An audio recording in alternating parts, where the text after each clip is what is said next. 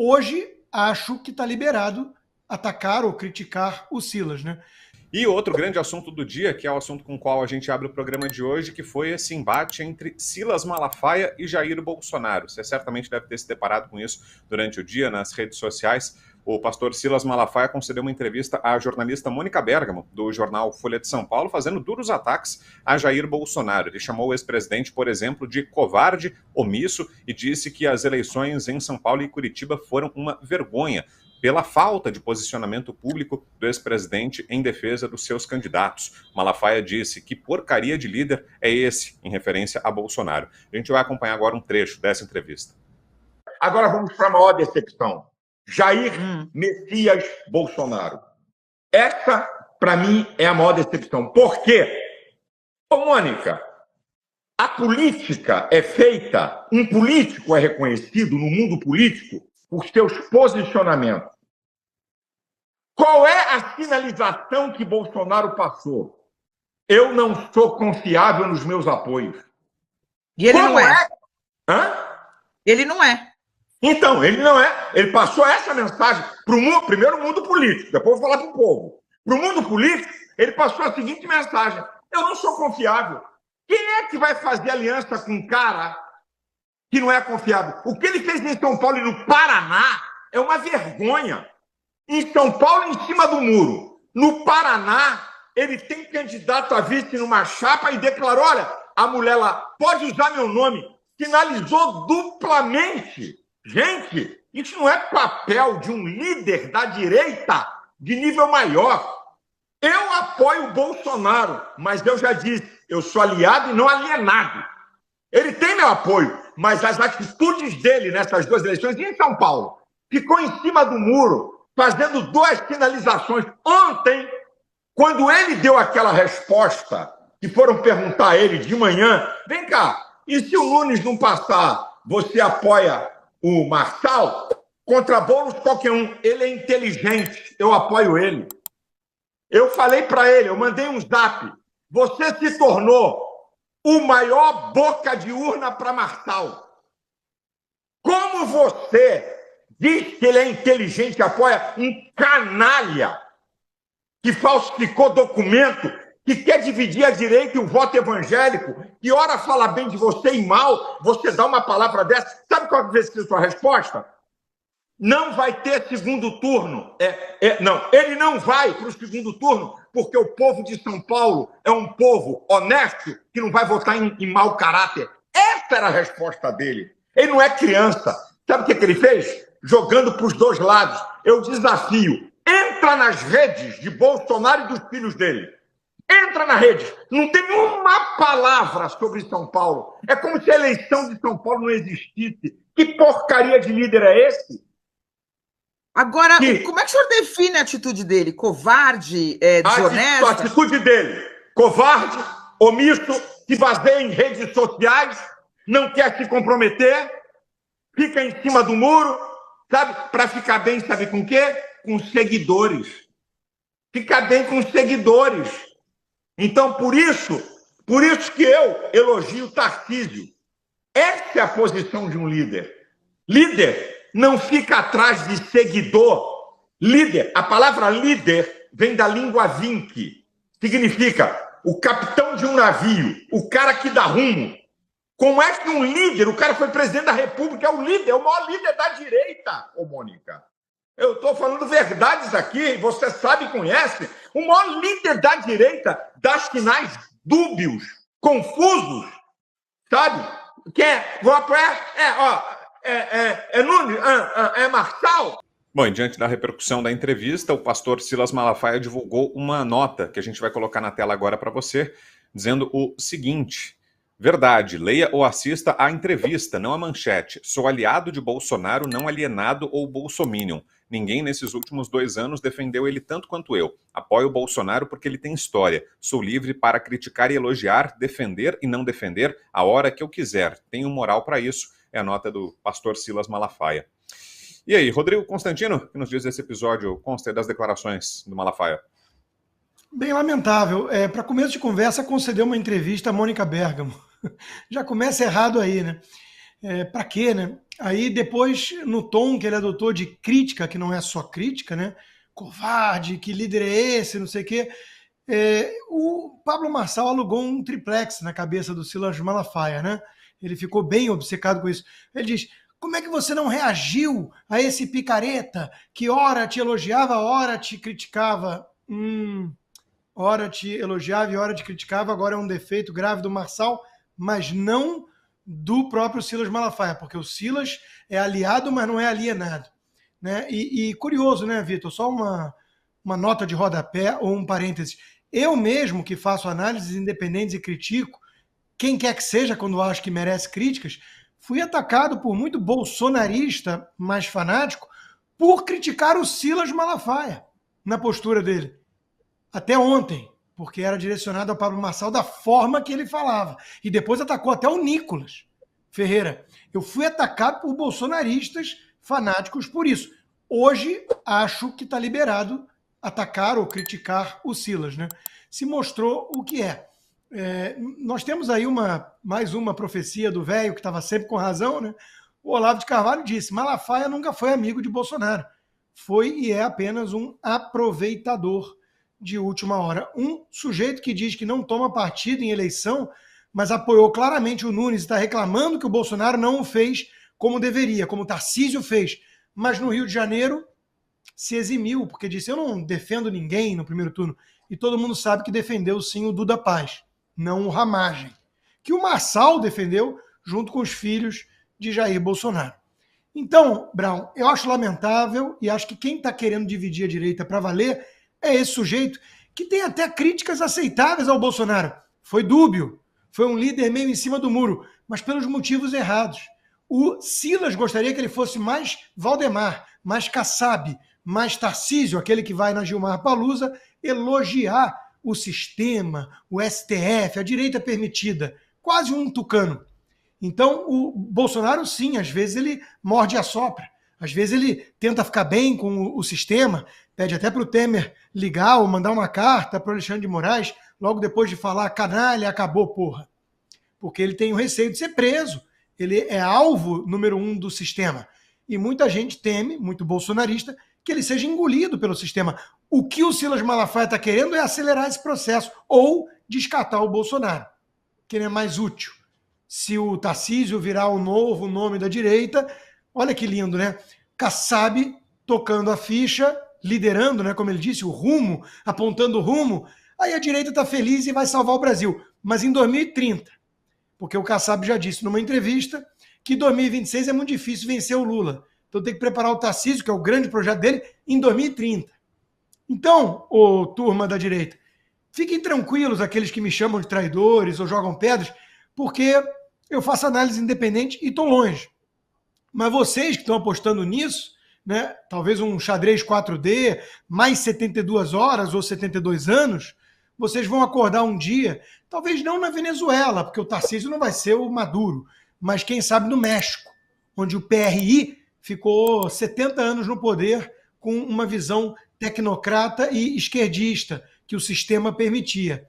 E hoje, quem é o PRI no Brasil, senão o PSD de Kassab? Tudo com carta marcada, Brown.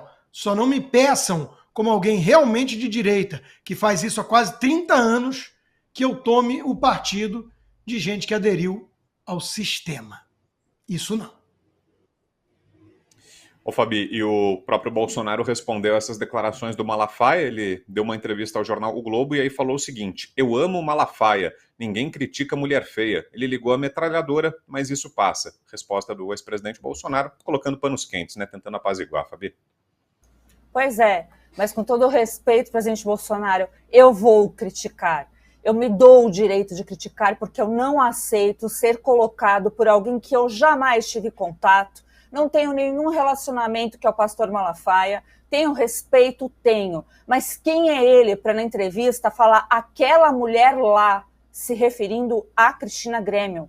Ele tem que conhecer, se ele quer se meter com o eleitorado do Bolsonaro por qualquer benefício, ele tem que conhecer quem são as pessoas. Sim, eu não aceito isso, não é só pelo Bolsonaro. é por todos nós, é por isso aqui, ó, por liberdade de expressão, que vai muito além de briguinha de pastores, ou sei lá eu, por público evangélico, por método de ensino. Vocês estão muito além da conta, vocês piraram. Essas eleições estão servindo para desnudar, deixar claro quem é quem nessas eleições. Como eu gosto da verdade, o pastor também deve gostar da verdade, não tenho medo, não tenho receio de falar absolutamente nada, porque nós caminhamos por princípios. Talvez para o Senhor nós somos ideológicos demais, nós temos valores demais, nós somos insuportáveis demais, porque realmente a gente fica no pé do presidente Bolsonaro, que a gente está lá com ele desde 2017, 2018.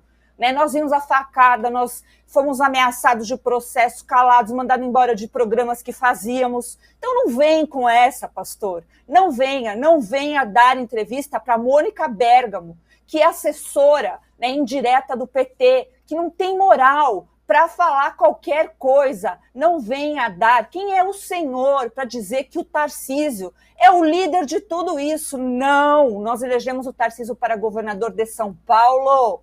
Nada além disso. E quer saber, pastor, por nós aqui, ele tem que se esforçar para fazer, porque qualquer político que faça por nós tem que fazer novamente para se esforçar, para se eleger novamente, se ele quiser continuar mais comprometido com pautas ideológicas também. Sabe por quê, pastor? Porque a esquerda é ideológica, porque a esquerda do Nunes, por exemplo, está jogando nas nossas escolas. O senhor não mora em São Paulo, mas eu moro. Cartilha de gênero para criança menor de 7 anos. Então, eu não vi o senhor falar disso. E o senhor, que é do Rio, o senhor abriu a boca para falar do Paz? Não, né, pastor? Ramagem ficou aí, um homem honesto, justo, honrado, sozinho. Então, quem é o senhor, pastor Malafaia, para falar da minha amiga, da nossa amiga, da amiga de muita gente que se chama Cristina Grêmio, não é aquela mulher? Mulheres, quando falam alto, são consideradas histéricas. O senhor passou sei lá quantos dias nessa histeria pura, trazendo um problema que nem é nosso. Nós estamos aqui anti-Boulos, pastor, anti-Boulos. E graças ao senhor, por ter nos alertado a tudo isso e ver como o jogo político às vezes é sujo, a gente não quer Kassab, a gente não está nem aí para Kassab, a gente não aguenta mais esse povo que dá sustentação para Alexandre de Moraes governar nesse país. Então, esse pessoal aí vai ser rechaçado por nós aqui, que temos valores inegociáveis. Compreendeu, pastor? Se não compreendeu, eu posso falar de uma forma mais meiga, porque geralmente eu sou muito meiga e sou muito educada. Mas o senhor fez a gente transbordar. E aí, aqui em São Paulo, eu realmente não quero aquela esquerda que destrói mais ainda, que é o Boulos. Então, nós aqui vamos engolir tudo que vocês estão fazendo conosco e vamos votar no Nunes. E vou falar mais, eu jamais fui Marcelete, então nem isso eu posso carregar essa pecha, porque minha intenção sempre foi defender o presidente Bolsonaro de verdade, não é igual vocês não, que estão com algo, querendo algo, não quero nada, não tenho nada, não preciso de nada. Tá, eu não tenho partido político, o meu partido político é esse aqui, ó, liberdade de expressão, é a volta da legalidade, da normalidade. Então, pastor, recolha-se, vai orar, vai ao monte, vai pedir a Jesus, porque eu sei que o senhor crê nele, e eu também. Então, nós aqui, eu vou me comprometer com o senhor, que eu vou fazer uma oração pelo senhor, eu espero uma de volta. E, ó, abaixa aqui, a gente pode selar a paz, eu nem o conheço. Mas nem por isso eu vou dar o direito de você nos colocar nessa caixinha que nós somos extremistas, que nós somos direitistas e que nós queremos aqui polarizar. Não, a gente não aguenta mais aquele teatrinho das tesouras que houve no passado. PSDB, que tem muito cara do Tarcísio, e Lula, que continua sendo Lula. Certo, pastor? É isso. Fique com Deus. A defesa de Pablo Marçal apresentou suas justificativas à Justiça Eleitoral no caso do laudo médico falso sobre o uso de cocaína por Guilherme Boulos. Os advogados alegaram que o candidato não fabricou nem alterou o conteúdo daquele documento, limitando-se a compartilhá-lo como recebeu. Os advogados citaram o direito à livre manifestação do pensamento. E aí, Fabiana Barroso, o que te parece essa estratégia, Fabi, essa linha argumentativa da defesa do Marçal de que ele não produziu o documento falso, só reproduziu, só publicou nas redes sociais e que, portanto, ele não deve ser responsabilizado? Uma boa estratégia, Fabi? Olha, não tem estratégia num lugar onde nós estamos muito mal embasados com a própria lei. Mas, de fato, ele vai assumir essa responsabilidade, Brown. Existem 3 tipos de ações que ele vai responder, provavelmente no âmbito penal, no âmbito eleitoral e no âmbito civil. Isso tudo depende dos desdobramentos. No âmbito eleitoral, já foi pré-definido, né, infelizmente, com julgados que nós temos do passado, por exemplo, como o do Francisquini, deputado Francisquini, foi uma preparação para todo esse tipo de coisa. Então, é muito provável que ele fique inelegível. Concordo com isso? Não concordo. Né? Eu acho que nós deveríamos voltar a ter a normalidade das coisas. No âmbito penal, também ele não vai escapar, acho eu, de um processo direto ou indireto do Boulos, né, e daquelas pessoas aí da esquerda. E no civil, a mesma coisa. E provavelmente ele vai ter que gastar uma indenização, porque foi laudado que o documento é falso. É um documento, gente. Muita gente se apega, às vezes, em minúcias, né, dizendo não foi uma internação, foi um caminhamento. Tudo bem, isso não é o problema. Só que certas coisas não vão bater com a realidade. Por exemplo, o Pablo Marçal, eu lembro dele ter alegado que foi alguém que postou, né, que você acabou de dizer, e que não foi ele diretamente, mas ele estava lá no podcast do Vilela na sexta-feira passada, querendo apresentar esse documento pessoalmente. Ele só não fez porque o Vilela impediu. Então, se pega aí advogados do outro lado, com um pouco de experiência, acredito que tenham, junta tudo isso num processo, pega esses julgamentos passados e provavelmente é isso. Então, fica para mim na linha do incompreensível. Eu não aprovo esse tipo de conduta, eu acho que o Brasil está uma zorra nesse sentido das leis, mas tudo tem suas consequências. Então, eu realmente fico sem entender o propósito desse laudo, né? E, infelizmente, contou ou não contou, isso vai contar para o futuro político do Pablo Marçal, com toda certeza.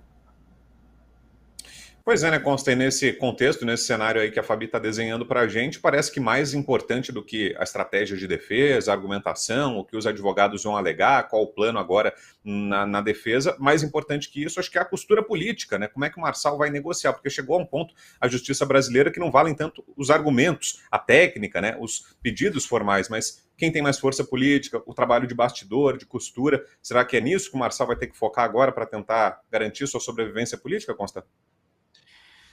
Eu acho que sim, né? Veja, foi um erro primário. E é óbvio que, do ponto de vista legal, se ele fosse o autor da farsa, né? Se ele tivesse mandado forjar um documento falso, isso seria muito mais grave do que ele receber, achar que é verídico e divulgar na pressa, né? De forma precipitada, sem averiguar.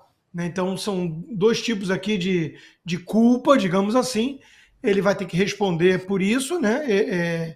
Acho que o que ele está alegando eu não mandei fazer nada, apareceu para mim um laudo, eu não sou perito, eu divulguei. É uma linha de defesa legal. Mas a principal questão para o Marçal nessa história é a linha de defesa, eu não vou nem dizer moral, porque eu quero lembrar aqui também aos puristas que a política não ficou suja com o Pablo Marçal. Né? O próprio Nicolas cobrou coerência, e o Janones é o queridinho do PT na época da campanha, porque fez o trabalho sujo, digital, e muito antes disso, quando aparecia filho bastardo de um, quando aparecia denúncia de amante do outro, política é baixo nível e soco abaixo da cintura há muito tempo. Mas o que pesa é isso que você chamou a atenção, Vitor. Existe um duplo padrão. Então, o Alexandre de Moraes e a própria Carmen Lúcia, a turma do TSE, eles estão sedentos para excluir o Marçal de qualquer pleito, torná-lo inelegível, como fizeram com o Bolsonaro por um pretexto. Então, eu acho importante destacar isso, que tem muita gente que fala assim, mas também ele exagerou, ele mereceu. Quem fala isso, quem cai nessa tentação, está ignorando que não é uma questão de régua isonômica. Não é uma questão assim, ele passou dos limites aceitáveis numa democracia. Se fosse esse o critério, o Bolsonaro não estava inelegível. Ele está inelegível por um pretexto. Então, o ponto é, o sistema quer expurgar qualquer um que tem uma pegada mais à direita nacional populista, como já foi o Bolsonaro, como surgiu do nada o Pablo Marçal, e eles querem garantir que ninguém com esse perfil vá surgir novamente, porque eles sabem que isso tem demanda, é a demanda antissistema. Então, eles querem persegui-los. O critério aqui é, obviamente, um duplo padrão. Se o Janones fizer a mesma coisa, está liberado. Se o Datena der uma cadeirada no outro, tá liberado. vai ter 1% dos votos, vai matar o PSDB em São Paulo, mas está liberado do ponto de vista da eleição, do sistema. Então tem muita coisa errada nessa história. Mas o principal ponto, eu acho que obviamente, a estratégia política do Marçal a fazer o que fez. Isso foi um tiro no pé. Alguns chegam a pensar que ele quis isso, né? Porque é tão imaturo, é tão absurdo ele fazer o que fez aos 45 do segundo tempo, né? Que a gente fica até na dúvida. Agora, ele vai pagar um preço político alto por ter feito o que fez. O resto, de novo, o sistema tem duplo padrão.